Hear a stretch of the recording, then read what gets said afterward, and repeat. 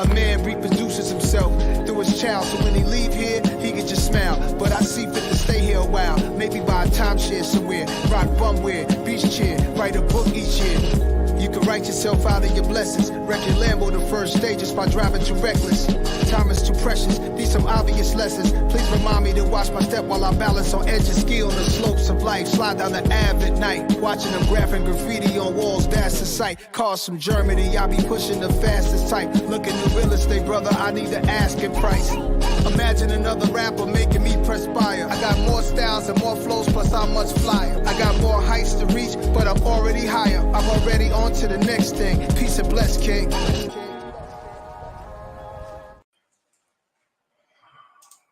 This camera would help. Hey, what's going on, everybody?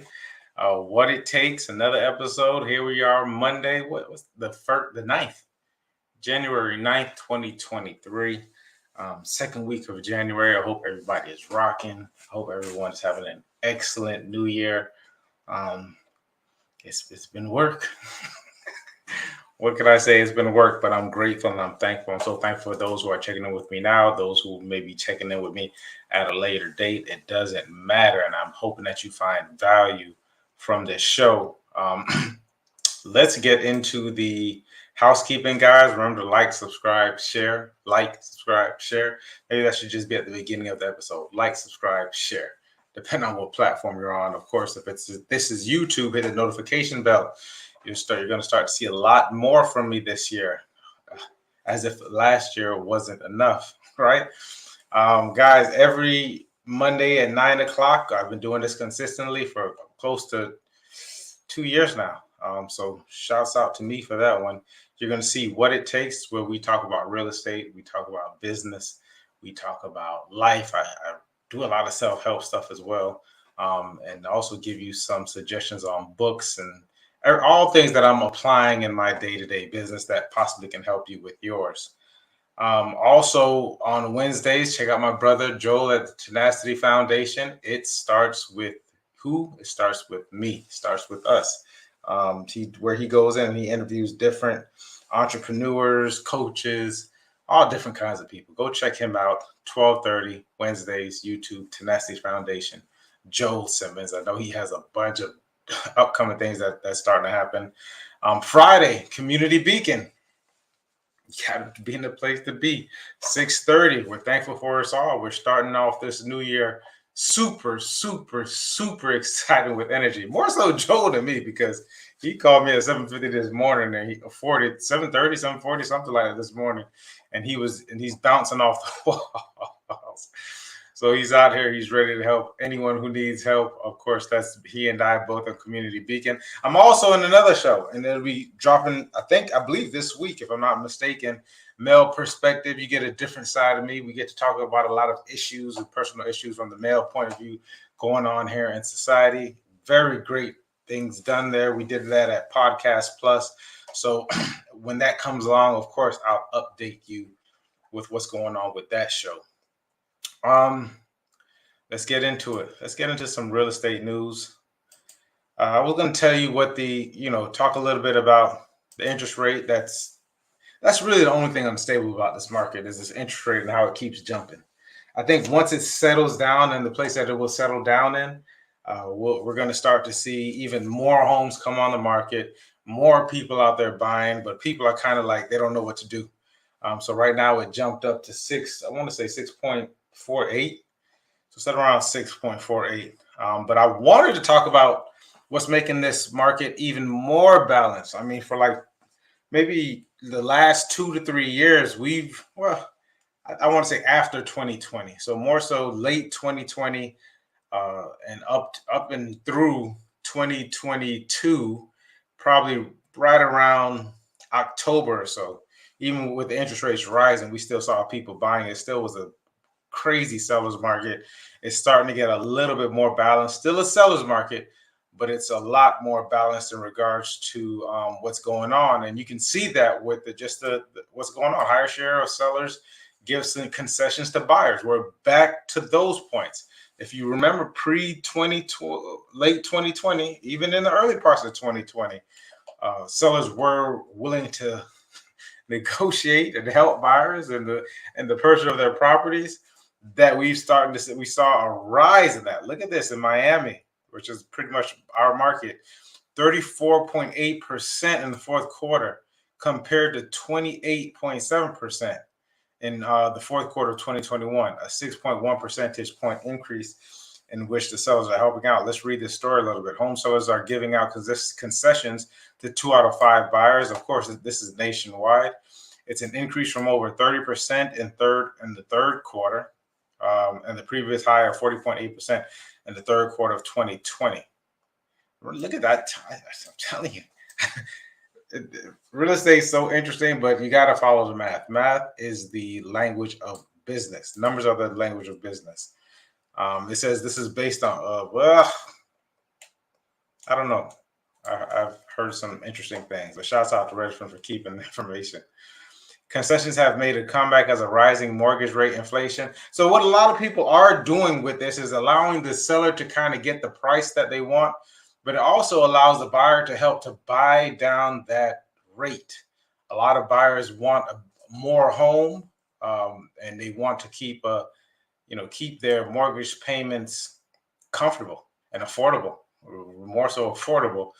And so you're starting to see the sellers help out with that, because with them helping the buyers, giving the buyers those concessions, they can use that money. Say you had $16,000 in concession, which I've helped a client get recently, a buyer, and they were able to buy down their interest rate.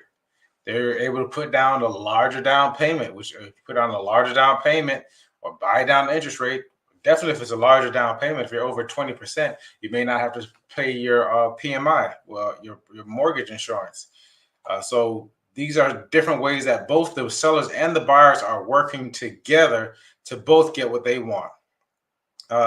Let's keep reading. Buyers asked for seller things that were unheard of during the past few years. And it's only unheard of because sellers weren't given an inch. If you were a seller in the last 2 years, you did not concede with anything because you had multiple offers on the table. So whatever a buyer wasn't willing to do, there was a buyer that was willing to do it. So it says that the buyers are feeling empowered, partly because their offer is often the only one. It's not really the only one. It might be one of the better ones, but I don't care what you put houses up for now. They're getting multiple offers. And partly because they know sellers have built up so much equity during the pandemic that they can afford to dole out sizable concessions. Pocket watching. Homeowners increasingly sell for below their desired price as the housing market slows. It's incredible, guys. I mean, the perfect analogy that I got, and I'm going to close the screen, was I was talking to a colleague of mine in Texas, and she said she told one of her sellers that, we got to think of your equity as the dessert. Your dessert. You're just due, and you're due for dessert, right? You bought the property, you bought it at the right time, and now you're selling. You're selling now. You're definitely selling at the right time. Last year you sold at the right time. So imagine it. You got your base, whatever that is, your cake. On top of that, you had your whipped cream, and this is what the pandemic or the last 2 years provided. You got your whipped cream and you got your cherry on top. What's going on now is the buyers want the cherry, but you still get the entire dessert. The buyer just want the cherry, or at least a piece of the cherry, right? So it's just that you're not getting that cherry anymore like you were getting before, because before you were getting everything. Now the buyers are asking for a little bit of help and support, and this helps and support the economy. And if you have to sell, why not? You're still up what, 40-50% from 2020. I still go through and look at properties that I actually we're selling in the neighborhood, getting $300,000, $325,000, and those homes are like $550,000, $600,000 in a matter of 2 to 3 years. So there's great amounts of equity, and there are also buyers who are able to afford those properties with just giving a little bit of help. So that hopefully that helps out. Guys, check out my Facebook. I went and spoke about a couple of different books that I'm reading. One of the things that I'm doing with the different books that I'm reading is that I'm only attempting to take one thing out of a book, because what I thought was, how many times do we read these books and we don't remember anything? from a lot of these different books unless someone helps to jog our memory. So a couple of books that I've already read. I've already read 2 books into this new year. One, I think it's actually 3. I think it might be 3, but I remember but 2 that I'm thinking of that I can remember off the top of my head is Letting Go by David Schwartz, I think is the name. Excellent book. Go check that out. And let me double check it because I don't want to tell you a lie of a book that I'm reading that I'm not reading. I got too many. David Hawkins. I'm way up. Letting Go by David Hawkins. Check that book out. Awesome book. A little heady, but check it out. And then, of course, I am reading The Alter Ego by Todd Herman. Also a really good book. So check those 2 books out. I will, if you need me to repeat them, I will put it in the comment section. So just comment, hey, Mike, what books were you talking about? And Mike, what did you take away from those books? And I'll let you know. Second week, I'm going to talk a little bit about customer acquisition as it involves in real estate. Because I had to go back and I had to do my numbers. Okay. I had to go back and do my numbers because I'm formulating my budget. And I have a budget that I want, or not I want, that I'm using. But then I had to add certain different numbers. And like I said before, like numbers are the language of business. We have to figure this out. And because maybe you were like, at least me when I first started, like I didn't have the most efficient business.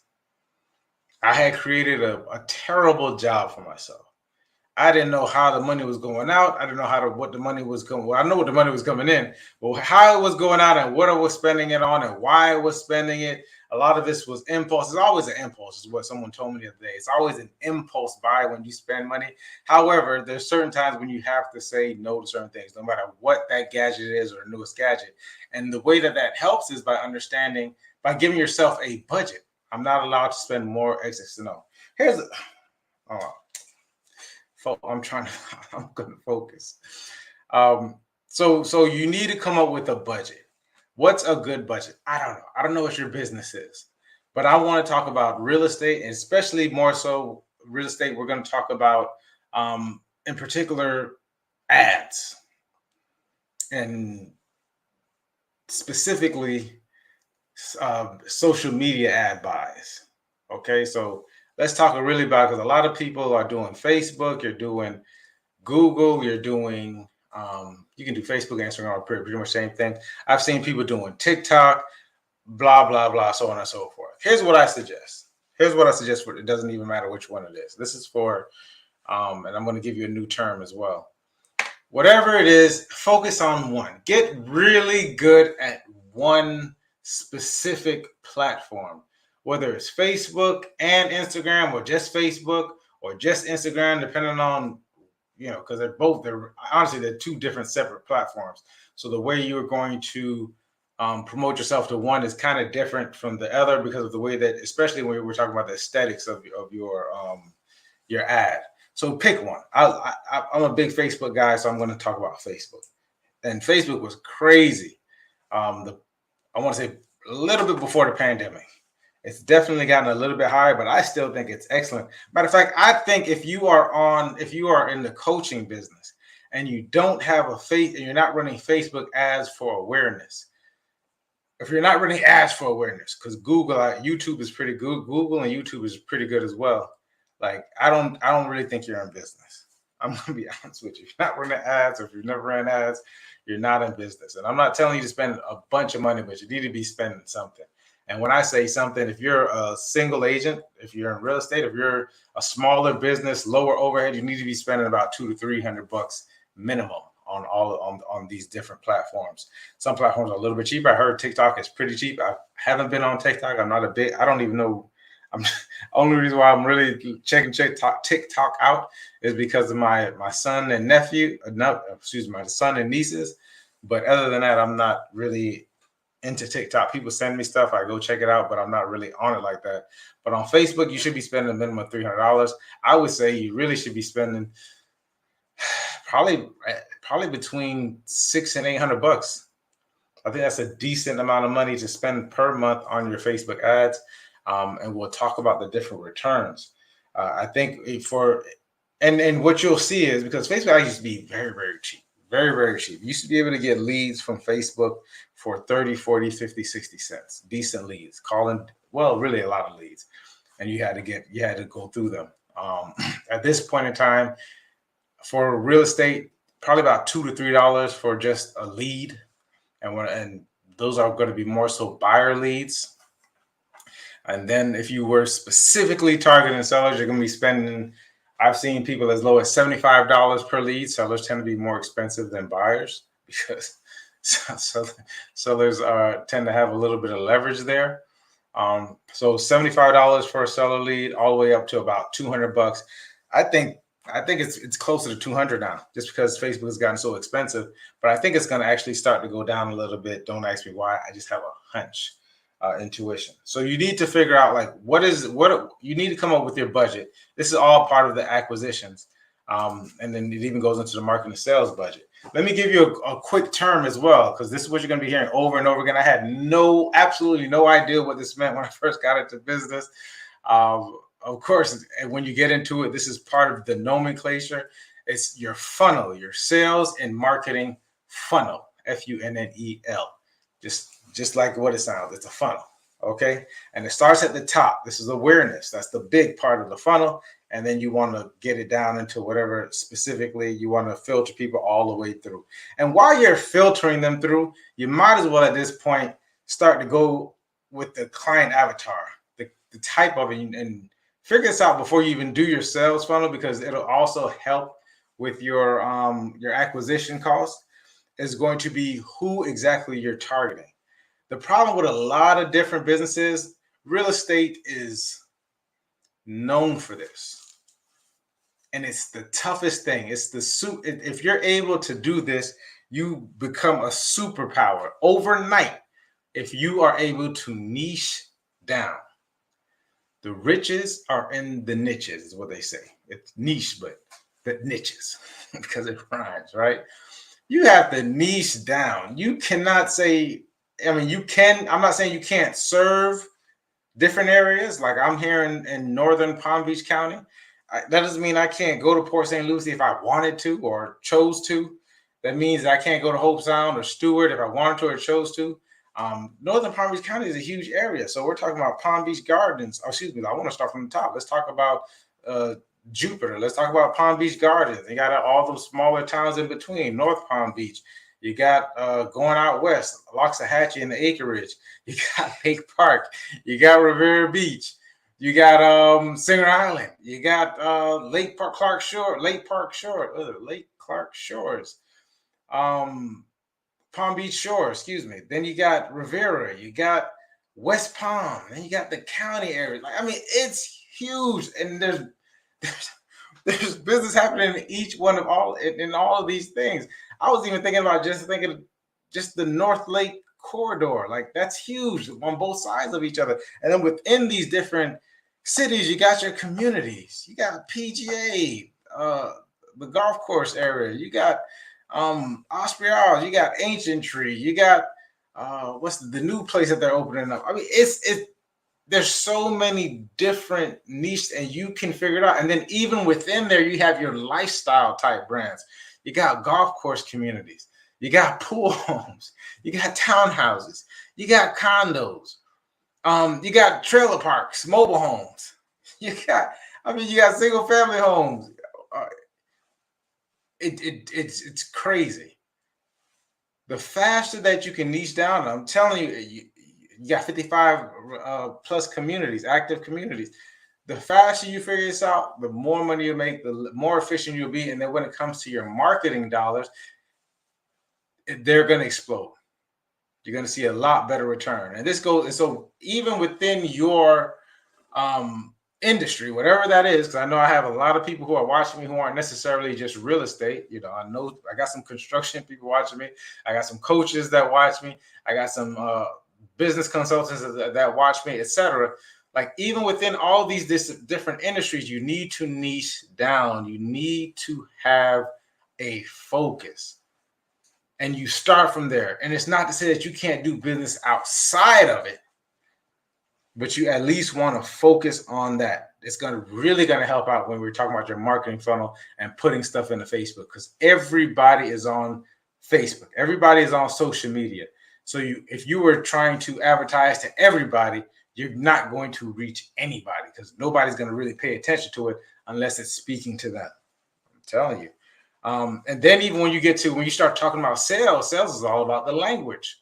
You know what I mean? Of course, it's your tone, it's your body language, but what you say is going to turn you into the expert. People want to deal with experts, and sales is when you switch it up and you turn into that expert, having that conversation one-on-one with someone else, or to a group, because some of us are doing big groups, webinars, etc. But you want to speak the language of your consumer. And if you're talking to someone who wants to be in an active lifestyle community, versus someone who wants to live in a young condo, you're talking to two different people, and you may miss out on both of them because you can't relate to these two different people. So you really want to niche down in regard to your sales and your marketing funnel. That's what's going to help out with your marketing funnel. Remember, top of funnel is awareness, and you want to filter it all the way down by using all these different tactics and retargeting and videos, and hopefully you get their information. You can send emails, you can make phone calls, you can send direct mail. Like, these are all different parts of the marketing funnel, all the way down until you squeeze out a customer. And then that's where you have your customer acquisition.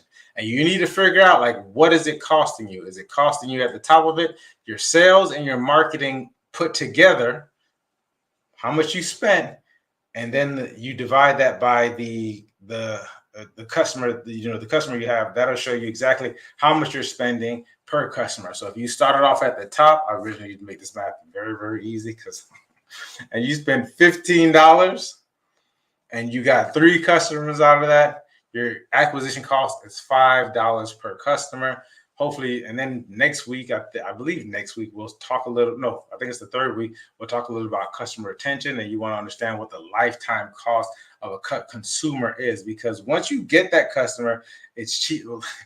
In this instance, I totally agree, it's cheaper to keep her. It's cheaper to keep them, right? So you want to make sure that when you get down there, it's cheaper to keep them, because if it costing you $5, it should be costing you maybe $1 to $2 to retain your customer. And then you kind of put those two together, and you really get your cost of what a customer costs you versus how much a customer gives you. Okay, so your expenses versus what your income comes from that customer. So this is business. And I sat down and I was thinking about this show, and I was writing some things down on this paper. I'm like, I really don't want to get people too confused, because it can be overwhelming. But if this is what you want to do, you really need to start talking that language. This is some information that you're going to get by paying people to get this information. I'm giving it to you here for free. Okay, so I want to give you guys a couple of resources. Some things that I thought was very, very simple. I think very simple for the beginning entrepreneur, or even, you don't even have to be a beginner, but because if you don't know these different resources, then it'll help you out even if you've been in it for a long time, because these are things that I go back to all the time. Let's talk about something really quick, a really great read, I believe, for just kind of talking about your marketing funnels and starting to figure out what your offer is. And you can even go on this guy's YouTube. He's given out so much value as of late, just because he's really not looking for beginning entrepreneurs, so you get to reap some of the benefits of it. This guy's name is Alex Hormozi. Go check out his Audible or go read his book. I think it's cheap. I think it's like $1 for the book. It's a lot more expensive for the Audible, but the book is pretty cheap. It's called $100 Million Offers. This guy turned his, especially during the pandemic when a lot of gyms were constricting, he was expanding, and he made a lot of money in regard to gym offers. Remember when nobody was going to the gym and gyms were shutting down? This guy was making money throughout that entire time, or people who are part of his program were making money throughout that time. His name is Alex Hormozi. And the gym business has to be probably one of the toughest nose-to-nose sales business ever. I mean, it's tough. How do you convince someone to make that change? How do you increase the pain, etc.? He does do some sales stuff as well, but he's specifically known for his marketing. Alex Hormozi, $100 Million Offers. Go check him out. when we start talking about sales, there's all different kinds of sales strategies and models that different people use. I would say that you can find one that's specific to your industry, but sales kind of translates throughout. So there's just a foundational part of sales. You need to figure out what sales process you're going to use. There's multiple different sales processes. You got consultative selling. You got the hard nose, just get it done kind of selling. And then you got Jeremy Miner, who does a lot of neuroscience backed selling. So check out Jeremy Miner. He's pretty good. He's always trying to sell you. Then you have Jordan Belfort. You all know the Wolf of Wall Street. He definitely, it speaks for himself. Especially now. So I think his course is pretty good when he talks about straight line persuasion. That's pretty good. So go check him out. The Way of the Wolf was a pretty good book. I was able to read that.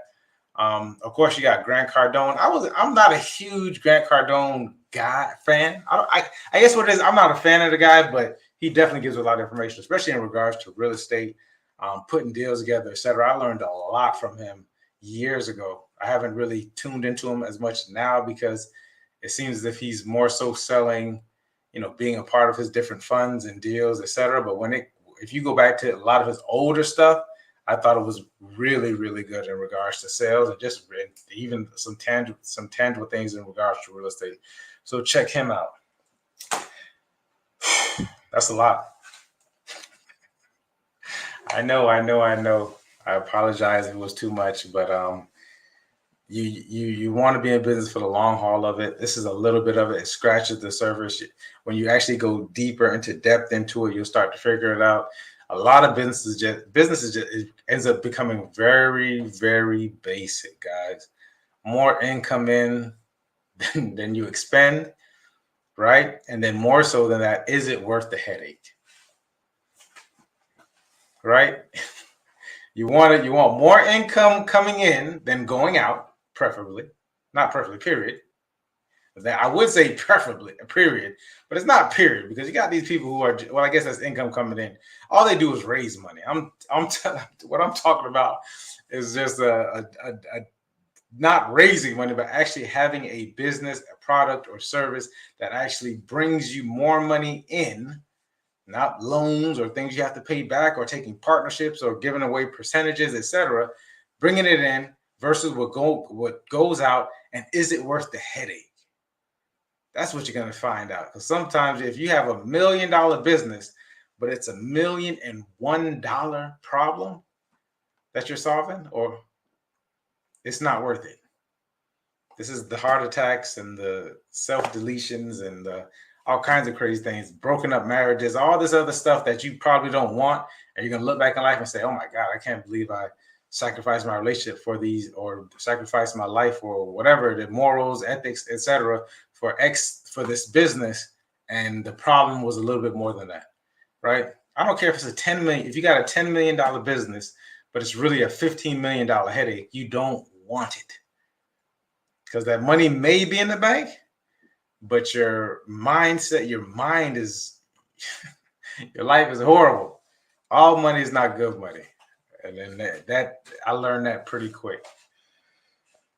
Guys, I love you. Remember, I'm your real estate guy here in South Florida, specifically Northern Palm Beach County, Mike Seville. If you know anyone who's looking to buy or sell real estate, I am here for you. Other than that, I will see you later. I really do appreciate you guys. As far as what it takes, see you next week.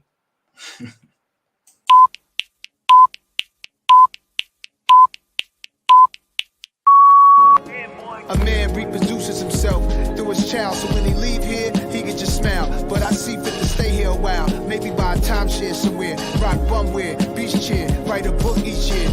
You can write yourself out of your blessings, wreck your Lambo the first stages by driving too reckless. Time is too precious, these some obvious lessons. Please remind me to watch my step while I balance on edge of skill on the slopes of life. Slide down the Ave at night, watching them graphing graffiti on walls, that's the sight. Cars from Germany, I be pushing the fastest type. Looking at real estate, brother, I need to ask in price. Imagine another rapper making me perspire. I got more styles and more flows, plus I'm much flyer. I got more heights to reach, but I'm already higher. I'm already on to the next thing. Peace and bless, King.